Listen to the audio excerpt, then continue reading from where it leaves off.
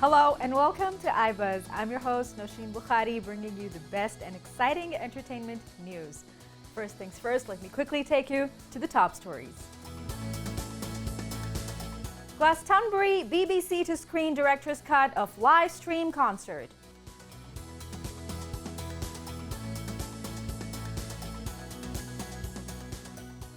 BTS, The Weeknd, Taylor Swift win big at Billboard Music Awards 2021.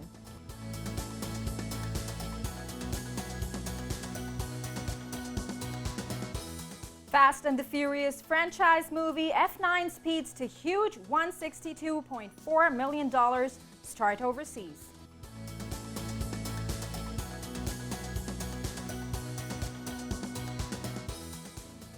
Kevin Spacey to appear in Franco Nero's Italian film.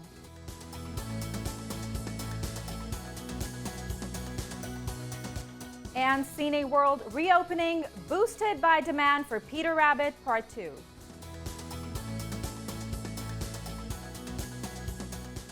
And now moving to the top story of the day. The latest Fast and Furious installments, which took in $135.6 million in China alone, hopes to ignite a global box office recovery as the summer season commences. The latest in the Fast and Furious installments also debuted in South Korea, Russia, Hong Kong, and the Middle East, all markets where moviegoing has rebounded from the COVID-19 crisis. To discuss this further, we have film and theater director from UK with us, Julio Maria Martino. Julio, welcome to the show. Hello, thank you for having me. So, the series has always been an international sensation. Also, the president of Universal, Veronica Kwan, says it shows us that audiences are willing to come back when the right movie is available. What is your thought on this? Yeah, I think that's very likely to be completely correct. And I'd also say that I think that given what's happened over the past year, people and audiences all over the world, it's clear from these results, want to return to the world they left 13, 14, 15 months ago. They're happy to, it's a fantasy world they want to re-enter, but they're happy to go back to that world and not a world which tells the story of the last year and couple of months, which is a rather unpleasant, dreary one, and in some cases a very tragic one. I think people want to go back to the lives they were living beforehand, and that includes going out to the cinema, not staying at home. We live in a culture that tells us you can stay at home all the time and to watch all your films, and in that sense the pandemic's been very good for that side of the argument. But what it shows is actually people want to go back out and experience cinema and the rest of life outside of their houses and their apartments. Right. And Julio, now F9 opens to huge start, bagging $136 million in China alone. However, it is also said that the movie will be met with a different attitude in Europe and other parts of the world. So do you think that fingers should be still crossed till then? Yeah, I don't think anyone can predict these things. I mean, we're talking about something that's quite surprising, and I think, we don't know what's going to happen in Europe with a film like this. I think that certainly something like the Chinese market, they're fascinated by technology, by car races, by heists, by all of this sort of hyper action that the Fast and Furious franchise gives them, and also it benefits from a really interesting multiracial cast. But I think that we don't know how it'll have to go down in Europe, but I suspect it will go down very well. I mean, certainly among the people I know, there's a huge appetite for this kind of experience, and I think it'd be more likely that it will go down very well as opposed to being disappointing. But that's just my view. Right. And Julio, what is your take on the franchise that keeps pulling the tight rope walk? I mean, it's the 9th edition of the franchise now, probably one of the longest in the history of films. Yeah, I think there are some very, very clever people, working this out and plotting several moves ahead. And the clever thing they're doing is that they're keeping in step with current trends, and they're not actually always trying to, throughout the series, haven't tried to repeat old successes so much as continually adapt the franchise in a way that works for the present moment, and that includes bringing newer members in like The Rock, like Idris Elba in the other one that's just been and gone, and that they're not content on sort of sitting back and churning out the same thing again and again, but they're continually tinkering at it, trying new avenues and seeing what will work. All the while, what I think sort of really does work with the franchise and connects with audiences, and behind all of this sort of high-tech action, there's a sense of family and of community and of sort of new families being built and adapted over time. And I think that's probably what people key into and like about it. Right. The franchise ends after 2 more films. Now, do you expect that there can be a Netflix or Disney Plus sort of season in order to continue the franchise now that a lot of people, they have built that sort of relationship, that sentimental attachment to the franchise? So in order to keep it continued, do you see something of that sort coming? And if that happens, do you think it's going to work? I think sentimental attachment's a very good way of describing it. Yeah, I think anything like that is possible. What's happening with culture and with films in the present sort of time is that the studios have finally realized that they, if people, want to eat a whole box of chocolates in one sitting, or the cinematic equivalent of that, they're going to give it to them.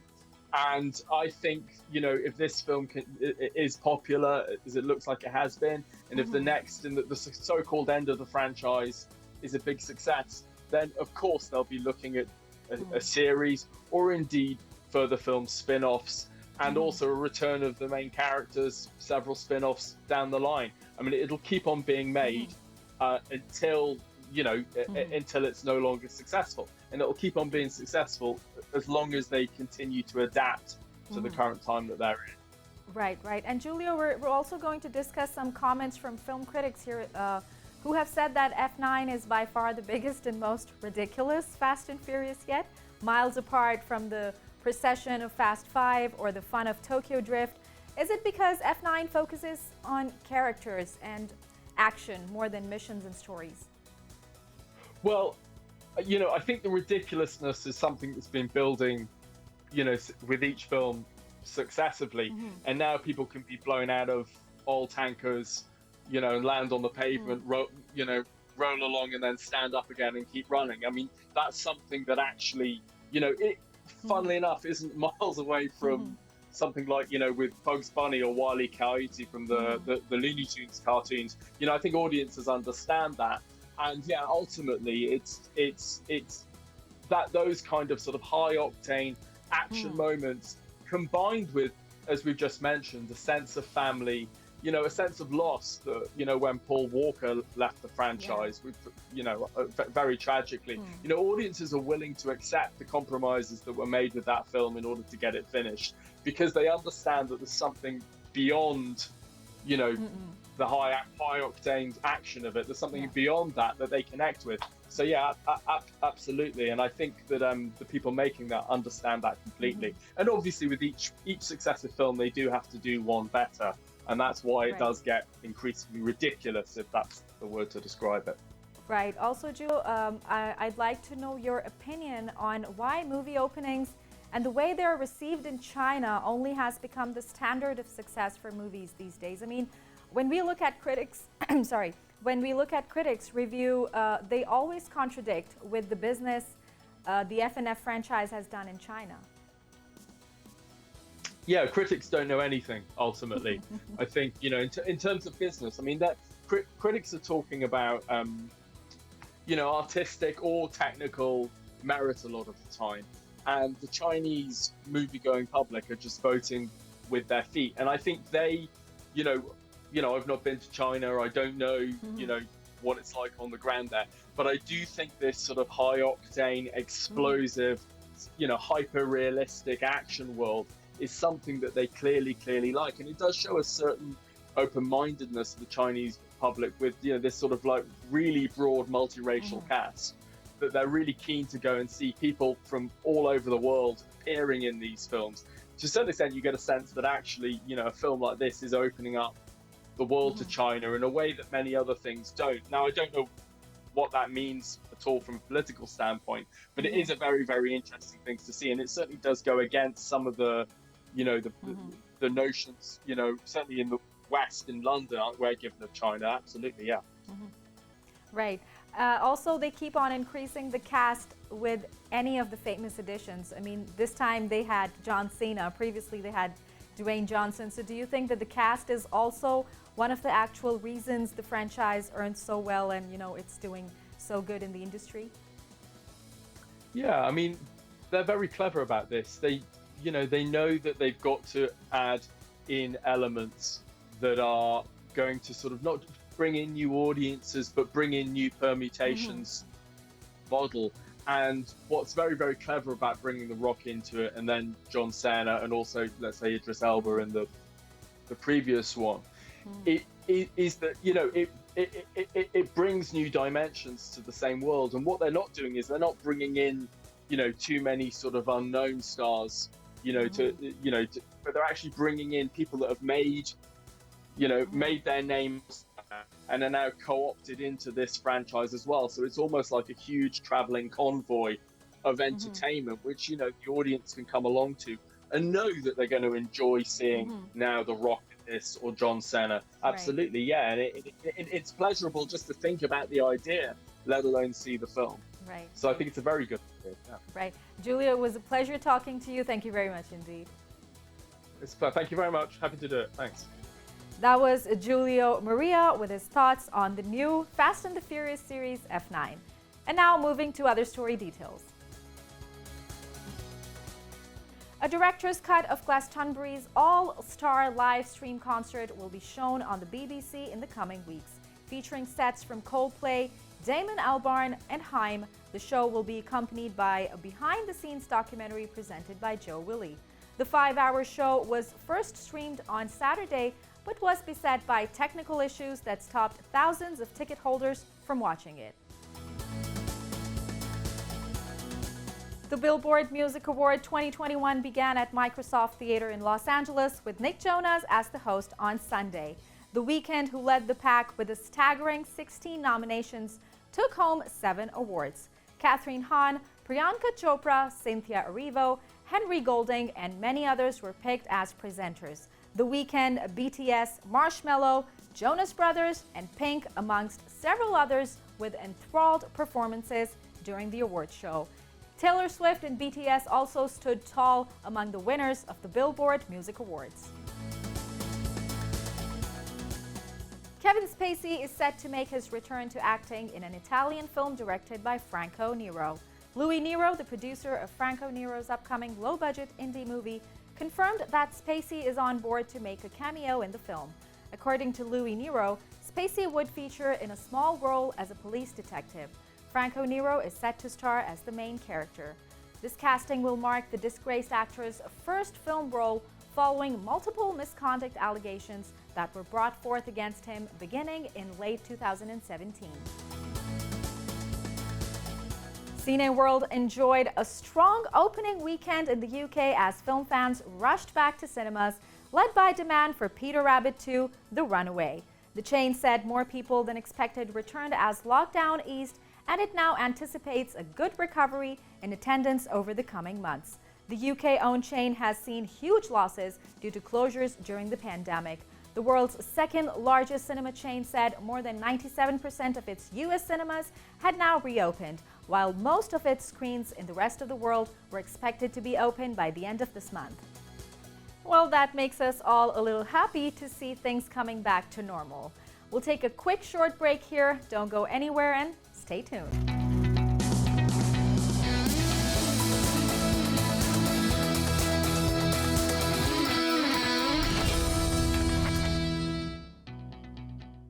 Welcome back. In this segment, we will discuss how more and more Pakistani actors are joining Hollywood. Pakistani actors, filmmakers, and animators have been previously making their way successfully to Hollywood, but now we are experiencing more inclusivity from this region. Tahir Hussain, a young teenager from Pakistan who made his acting debut in the new Hollywood movie The Window, will share his experience as a young Asian actor working with the American filmmakers. Tahir, welcome to iBuzz. Thank you so much for having me. So tell us your story. I mean, how did this happen? And did you feel at any point that it's very different than you've thought? Yeah, it was very different because the working experience of here And if you talk about Hollywood, it is like huge difference between them. The basic difference is that artist insurance. Pakistan does not give that during film. If you are like facing any kind of mishap or something like that, they don't give you insurance for that. So the very first clause in the contract was artist insurance. All right. So this was, I think, a huge difference for me. So tell us that how did you, get selected? Was there a procedure? Did you apply? Was there somebody who recommended? Where did the story begin from? Actually, I wasn't aware of this character that I am getting it. Actually, I was working under the assistance of line producer. Okay. I was working into different tasks. Actually, I was managing the team as well. All right. So we were searching the character of Ejaz Jr. My character name is basically Ejaz Jr. in the film, which is basically Faisal Qureshi's young age. Okay. So they took a lot of auditions for that, but nobody was suitable. I don't know, it was about the looks or the acting, maybe.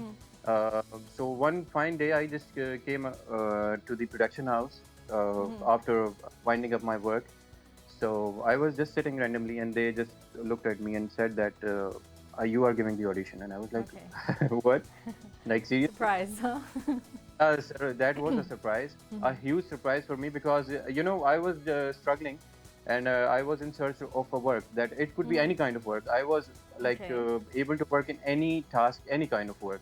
So I wasn't aware of this huge offer, and like it just came suddenly, surprisingly towards me. Right. And working among such professionals and experienced fine actors, how much learning did you feel that there was for you on set? Like every single step was a learning step for me, because working with such big names, they are like institutions for us. So it was like a blessing of God towards us that we are working with them. It was very different, very professional, and every single step was a learning step. I must say that. It improved us a lot. It made us more professional. Okay, and do you think that there are more chances for Pakistani youths to be introduced in Hollywood as, young filmmakers and actors? I am not sure if they belong from any of the Asian countries, according to the current scenario. If they are living abroad, settled in Europe or America somewhere, maybe they can make their mark over there. It depends on the material, the type of work which we are doing nowadays. If you talk about art films, maybe they can make their mark through that. But directly from here, I don't think so. If there is any collaborative work which we have done in the window, that kind of work will be appreciated, and maybe they can make their mark with that. But directly, if you can say that any artist or any field-related person, I'm not sure about it. Yeah. Right. And Tahir, tell us that normally when we hear about collaborations between Hollywood and Asian actors, we see something almost negative coming our way about that specific region. Is it the same in the case of the movie The Window? It is. You can say. Yeah. Right. So, what are the major reasons that only, specifically these kind of movies are made on Pakistan or Asian regions? I think so. They don't have any other platform than this to show off their grudges and, inside going things and thoughts. So this is the easiest medium to, point out something or pinch someone. So that's why maybe they wait for this kind of opportunity. And don't you think that, it can be the other way around? They are highlighting the issues and trying to wake us up in order to do something about these problems. They can see, first thing is like they cannot do anything positive to improve these things. They always want to, increase the hurdles and create such kind of situations. And so you cannot expect any positive feedback or any positivity from them. It will always be negative. So did you feel uncomfortable when you came to know about the topic that the movie is covering? Our topic? Yeah, at some point, did you feel uncomfortable that, okay, this is not going as, expected, and it's going to, go a little negative against your country? I thought somehow about that, but if you see the topic now, the Yeah. internal story is something else. Okay. I cannot reveal it, but Yeah. We it understand is that. totally based on women empowerment. Okay. Okay. Yeah, it is not only based in the story of Pakistan. It happens in America as well. It happens in Okay. India as well. Yeah, these are like it appears and it alarms different countries. It's Right. not a specific which belongs from a Pakistan. It's not a story of a lady specifically belonging from Pakistan. It is a combination of different stories, you can say. Okay, okay. Yeah. And Tahir, we have previously seen, Farhan Tahir, Mahnoor Baloch, and now Faisal Qureshi. These are some huge names that have worked in Hollywood. Previously, it was Zia Mohyuddin as well. So do you think Yes. being from Asia, acting in Hollywood has some very different challenges? And what sort of challenges are they? I mean, I would like you to explain them in a bit of detail. First of all, their way of working is very much professional, as I mentioned before. May it be about timing, may it be about the acting skill, may it be about the script reading or something like that, everything. We come up, and it is very much different when we work with a foreign actor, a foreign team. First of all, you have to merge yourself with them. You have to understand them. You have to look how the way they are working. So adopting these things and then working on them, it is difficult task. But once you are in it, you are in it. And yes, it is a difficult task for Asians working with foreign countries and doing work like that. So yeah, it is a bit challenging. But once you are in it, you are in it. You mean challenging in terms of not being trained? Not being trained, yes. Okay. This is what I mean. All right. We are not trained like that. Like if you talk about me, I wasn't trained for acting from any institution. So they made me do that rehearsals, and then the reading sessions took place. Yeah, we used to sit down together. And you mentioned the name previously of Farhan Tahir sir. He helped us a lot. And the director, producer, and the writer, Amar Lasani Saab and Kanza Zia ma'am, they helped us a lot in collaborating, with the artists and merging with them and working with them.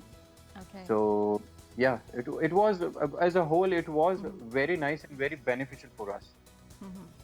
Right, Yeah. right. Tahir, thank you very much indeed. It was a pleasure discussing this movie with you, and we wish you all the best. You're welcome, and thank you so much for having me on the show. That was Tahir Hussain with his experience working in Hollywood. And that is it from today's episode. We hope you liked it. Don't forget to share your feedback on the social media link mentioned down below. We'll see you next time. Until then, take care and goodbye.